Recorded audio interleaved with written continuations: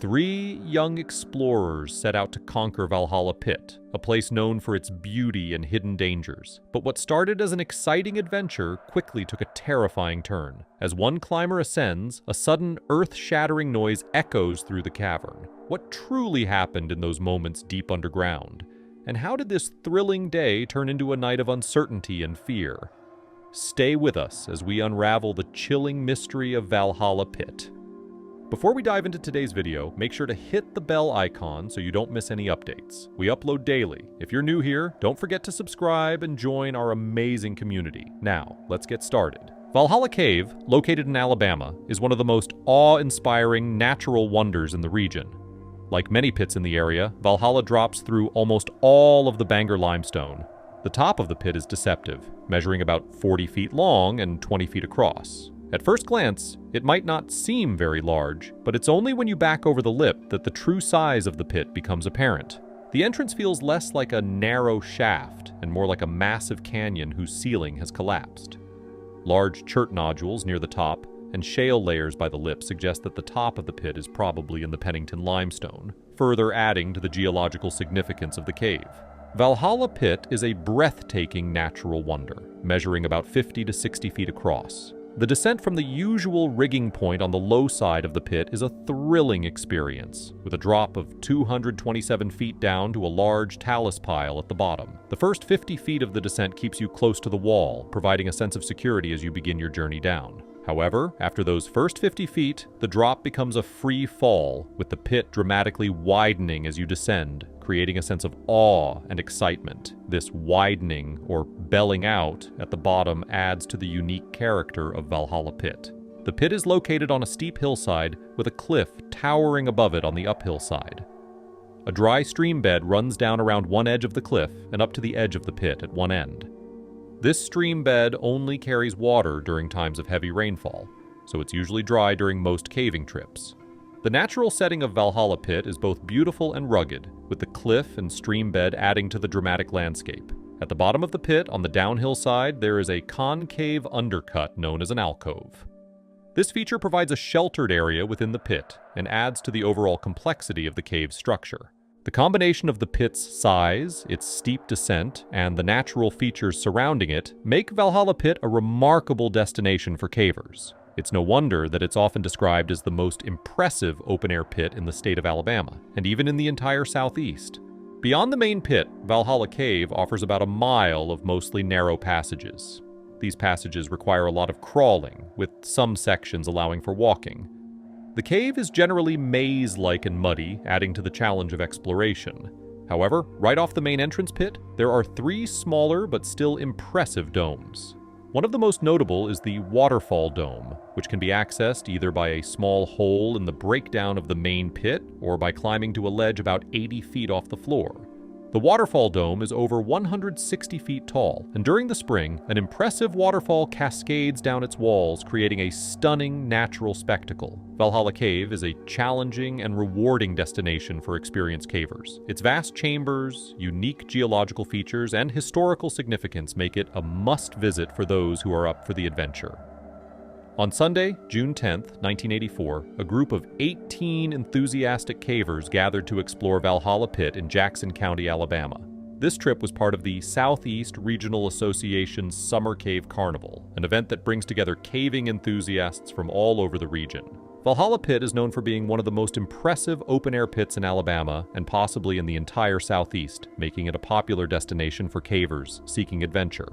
3 students from Georgia Tech, David Zern, Samuel Crawford, and Michael Hannebaum, were among the group of 18 cavers who were exploring the depths of Valhalla Pit in Jackson County, Alabama. Samuel Crawford, 21, and Michael Hannebaum, 20, were both passionate about caving, and they approached this expedition with excitement and curiosity. David Zern, along with Crawford and Hannebaum, were the last of the group to descend into the pit that day. The others had already completed their exploration and left by the afternoon, while the Georgia Tech students lingered to explore the passages at the bottom of the pit. They rigged their ropes at the usual low side spot, a common entry point for cavers descending into Valhalla Pit. This location provided a 227-foot drop to the bottom, starting with a 50 feet descent against the wall before opening up into a free fall. As the day ended and evening approached, the students remained deep within the cave, captivated by the mysteries it held. Shortly before 7:30 p.m., David Zern decided it was time to ascend. He began the long climb back up, while Samuel Crawford and Michael Hainbaum took shelter in an alcove at the bottom of the pit. This alcove, a concave undercut on the downhill side, was a common resting place for cavers waiting for their turn to climb. It provided a small measure of safety and comfort in the otherwise vast and imposing chamber. The climb was strenuous, but Zern was experienced and methodical. He had made it about 100 feet up when he suddenly heard a terrifying sound echoing through the cave. It was a loud, thunderous noise that shook the very walls of the pit. "It was incredible, like an earthquake," Zern would later describe. The sound was so powerful and unexpected that it filled him with dread. Fearing the worst, he shouted down to his companions, hoping for a response. But there was only silence. For several agonizing minutes, Zern hung there on the rope, yelling and waiting for any sign of life from below. The silence was deafening, and the realization that something terrible had happened began to sink in. Desperate and shaken, Zern quickly finished his climb, racing to the top of the pit. He ran to Hanebaum's vehicle and drove to the nearest house, where he frantically called for help. When rescuers arrived at Valhalla Pit, they discovered a scene of devastation. A massive section of the cave wall, measuring about 30 by 30 feet, had collapsed behind where Crawford and Hanebaum were sheltering. The enormous slab of rock had split in two as it fell, and the sheer weight of it, estimated to be between 50 and 250 tons, had crushed the two cavers instantly. The rescuers were faced with a grim task, recovering the bodies of the two young men from beneath the massive rock. The recovery operation was challenging and heart-wrenching. One of the cavers, Samuel Crawford, was partially visible from the shoulder blades up, but the other, Michael Hanebaum, was buried under the center of one of the slabs. The rescuers knew that there was no hope of survival for either of the men, but they were determined to bring them back to the surface so that their families could have closure. Digging beneath the massive slab was not an easy task. The rescuers had to work carefully and methodically, knowing that any sudden movements could cause further collapses or endanger their own lives. It took hours of painstaking effort to finally free the bodies of Crawford and Hanebaum. The weight of the tragedy hung heavily over everyone involved, a stark reminder of the dangers that caving can pose, even to the most experienced explorers. The news of the accident spread quickly through the caving community, and the loss of Samuel Crawford and Michael Hanebaum was deeply felt by all who knew them. They were both passionate about caving, driven by a love of adventure and a desire to explore the hidden wonders of the earth. Their deaths were a tragic reminder that caving, while exhilarating, is never without risk. The caving community came together to support the families of the victims and to honor the memory of the two young men. Samuel Crawford and Michael Hanebaum were remembered not just for their love of caving, but for their kindness, their intelligence, and their adventurous spirits. Their loss was a profound one, and it cast a shadow over the Southeast Regional Association's Summer Cave Carnival that year. When you're at the bottom of a deep pit, you naturally look for the safest place to wait. It's only human to want to find a spot that feels secure. But sometimes, even when you think you found that safe place, you're still vulnerable. If there isn't a safe spot at the bottom, the only option is to move into a nearby passage, hoping it's safer there. Unfortunately, for Samuel Crawford and Michael Hanebaum, they chose a spot that seemed safe at the time, but nature had other plans. We can't blame them for being where they were. Caving is an unpredictable adventure, filled with hidden dangers that can be impossible to see until it's too late. As cavers, we do our best to avoid risks. We watch out for loose rocks hanging overhead, check if the walls around us are stable, and test footholds to ensure they won't give way. But no matter how careful we are, there's always a chance that something could go wrong. The truth is, caves are never completely safe, and that reality is something every caver has to accept. The collapse that took the lives of Crawford and Hanebaum was a tragic reminder of this harsh truth. They couldn't have known that a massive section of the cave wall would come crashing down, and they certainly couldn't have done anything to stop it. The spot they chose seemed as good as any, but in the end, it was a decision that cost them their lives. For the rescuers who were called to the scene, the task of recovering the bodies was a heartbreaking one. There was no hope of saving Crawford and Hanebaum, and that made the job even more difficult. Body recovery is the most difficult duty a rescuer can face because it means that the story has ended in the worst possible way. There's no joy, no relief, only sorrow, and a deep sense of loss. Yet, despite the overwhelming sadness, the rescue operation was carried out with great care and professionalism.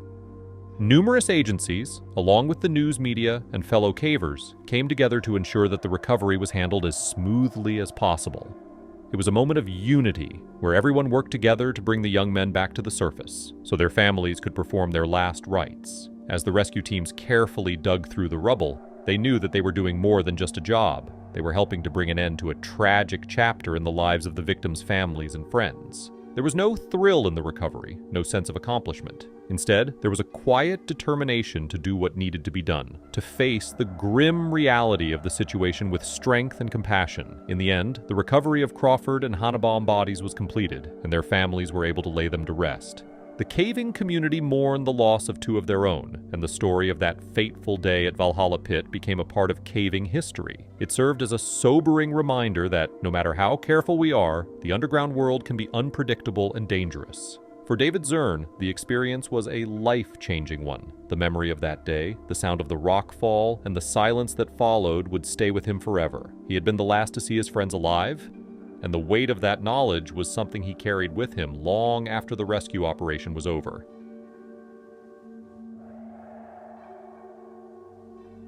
In 1977, 3 brave explorers ventured into the depths of Valhalla Cave, unaware of the unexpected dangers that awaited them. With nothing but their courage and a rope separating them from the unknown, what started as an exciting adventure quickly turned into a life-or-death situation. We'll unravel in this video the mystery of what really happened deep within the cave. How did their journey take such a terrifying turn? Valhalla Cave in Alabama is one of the most amazing natural wonders in the area. The main feature of the cave is Valhalla Pit, a breathtaking hole in the ground that is about 50 to 60 feet wide. When you first look at the top of the pit, it doesn't seem very big, only about 40 feet long and 20 feet across. But as you start your descent, you quickly realize how huge it really is. The drop from the usual starting point is 227 feet down to a large pile of rocks at the bottom. The first 50 feet of the descent are close to the wall, which feels a bit safer, but after that, it's a free fall as the pit widens dramatically, creating an incredible and thrilling experience. This unique shape, where the pit bells out at the bottom, is part of what makes Valhalla so special. The cave is set in a beautiful but rugged area, with a steep hillside and a cliff towering above the pit. A dry stream bed runs along one side of the cliff and ends at the edge of the pit. This stream only flows during heavy rain, so it's usually dry during most visits. The natural landscape around Valhalla is as impressive as the cave itself, with the cliff and stream bed adding to the dramatic scenery. At the bottom of the pit, there's a sheltered area called an alcove, which adds to the cave's complexity. Beyond the main pit, Valhalla Cave has about a mile of narrow, maze-like passages that are muddy and challenging to explore. Some parts of the cave require crawling, while others allow for walking. Right near the main entrance pit, there are 3 smaller but still impressive domes, including the Waterfall Dome. This dome is over 160 feet tall, and in the spring, a beautiful waterfall flows down its walls, making it one of the highlights of the cave. Valhalla Cave is a challenging and rewarding adventure for experienced cavers, offering stunning natural features and a rich geological history. On the afternoon of Saturday, September 3rd, 1977, 3 cavers prepared for an adventure into Valhalla Cave in Jackson County, Alabama. A vast and impressive cave known for its deep and challenging entrance pit that would soon turn into a life-threatening ordeal. The cavers, eager to explore the depths of this magnificent cave, were a mix of experience levels, but they all shared a passion for the thrill of discovery. However, their enthusiasm would soon be tested in ways they had not anticipated. The group consisted of William Seiler, a 58-year-old caving enthusiast with years of experience, Kent Birchfield, a fellow caver with a solid background in vertical caves, and a third member whose name has been lost to history but was known to be less experienced in such challenging environments. The group had planned this trip meticulously, knowing the dangers that could await them in the depths of Valhalla Cave. They had gathered all the necessary equipment: helmets, harnesses, ropes, carabiners, and the knowledge they believed would guide them safely through the cave's intricate passages. Their goal was to explore the cave's vast chambers and perhaps discover something new, adding to the cave's storied history. Before heading to Valhalla, the cavers spent the morning checking their gear and discussing their plan of action. They knew the importance of safety in such an environment, especially when dealing with a cave as formidable as Valhalla. The cave's entrance drop, a sheer 227 feet, was not something to be taken lightly. They checked their ropes, ensuring they were strong enough to handle the descent and that they had enough length to reach the bottom.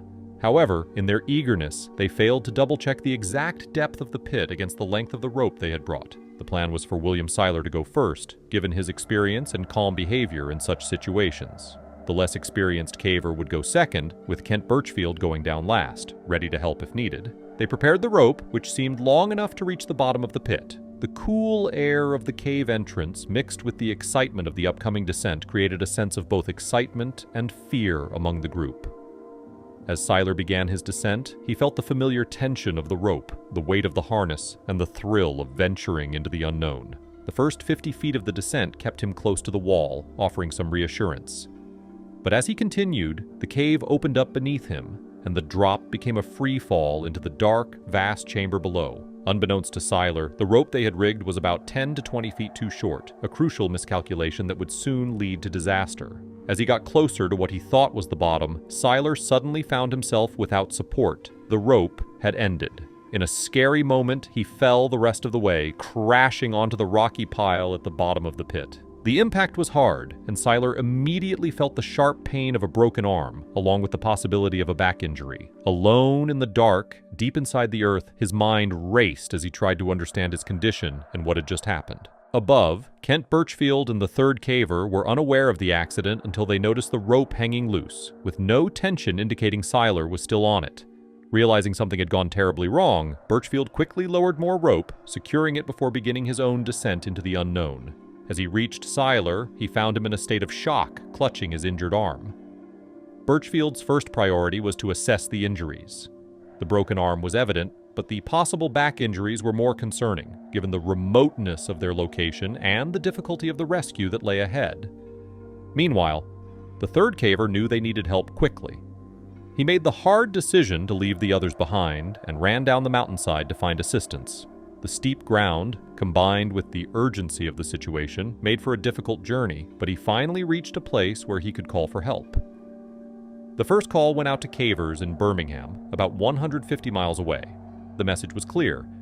There had been an accident in Valhalla Cave, and they needed all the help they could get. As the hours passed, news spread, and a rescue operation began to take shape. The Huntsville Police Department and the Madison County Rescue Squad were notified and began coordinating with local cavers who knew the cave system well. However, the response was anything but smooth. There was confusion about who to contact, and the dispatcher had lost the list of local cavers who could assist.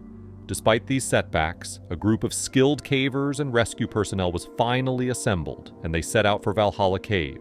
By the time the rescue team arrived at the site around 5 p.m., the scene was chaotic. The narrow road leading up the mountain was clogged with police cars and private vehicles, forcing the rescuers to hike the final 2 miles to the cave.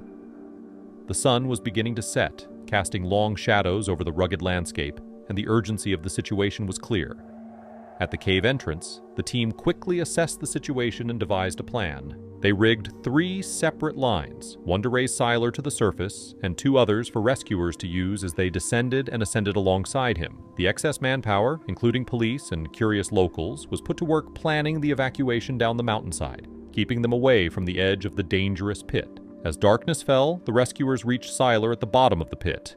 They carefully splinted his broken wrist and wrapped him in a space blanket to prevent hypothermia, which could set in quickly in the cool, damp cave. A mild sedative was administered to help calm him and ease the pain. Once he was secured in a basket litter, the team began the careful task of lifting him to the surface. The lift was a tense process, but it went smoothly. Seiler, still in pain but now stabilized, was slowly brought up the 227-foot drop, with rescuers on either side to ensure his safety. By 8 p.m., he was finally out of the cave, back on solid ground. The team worked efficiently, and within another 2.5 hours, Seiler was transported to a hospital where he received further medical attention. In the aftermath of the rescue, the cavers thought about what had gone wrong. Seiler later said that he had misjudged the depth due to the fog at the bottom of the pit, a small but crucial mistake that almost cost him his life. The group realized that a simple knot at the end of the rope could have prevented the accident, ensuring that no one would rappel off the end. It was a sobering reminder of the risks involved in caving and the importance of meticulous planning and safety measures. The rescue also taught people important things. There was confusion about who to call, and it took a long time to get the right people to the place. This showed that there needs to be better planning and communication in these situations. In the future, these lessons will help people respond better to similar accidents so that cavers in trouble can be helped more quickly and effectively. For people who like to explore caves, the story of Valhalla Cave on September 3, 1977 was a reminder that it can be dangerous. While many people like to go deep into the earth, it is important to be careful and respect nature. The story of William Seiler and how he was saved is now a famous story in the caving world. It shows the risks and the friendships that are part of this exciting but also challenging activity. If you enjoyed this story, please consider giving the video a thumbs up and subscribing to the channel for more thrilling tales of exploration and adventure. Don't forget to hit the notification bell so you never miss a new upload. And as always, if you have any thoughts or stories of your own, feel free to share them in the comments below. Your support helps us continue to bring you more fascinating stories from the depths of the earth and beyond. Thanks for watching, and until next time, stay safe and keep exploring.